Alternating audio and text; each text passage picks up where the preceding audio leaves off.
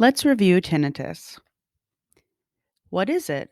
Tinnitus is a noise that originates in the head and is perceived in the ears or the head. It is not related to the perception of an external sound. So, where does it come from? There is no primary cause. However, it is most likely associated with allergies, hearing loss, noise exposure, COVID 19, or more. It can be a secondary effect of medications, ear infections, head trauma, impacted earwax, or abnormal blood supply. How common is tinnitus? 10 to 17% of the general population experience tinnitus, which is about 50 million people in the United States. What can tinnitus sound like? It can be described as a ringing, buzzing, static or electric noise, or cicadas. It can be intermittent or constant. It can be loud, soft, or change in volume. These sounds can be heard in one ear, both ears, or in the middle of the head. Tinnitus is typically its worst when it's quiet, like when reading, or at work, or in bed, or after a loud noise exposure like a concert. Let's review your knowledge. Which of these is unrelated to tinnitus?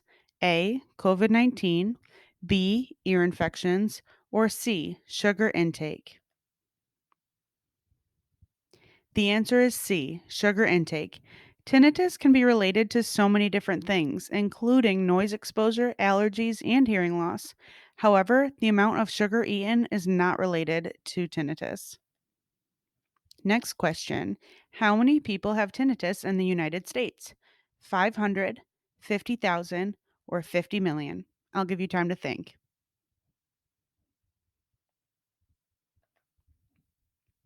If you said 50 million, you were correct.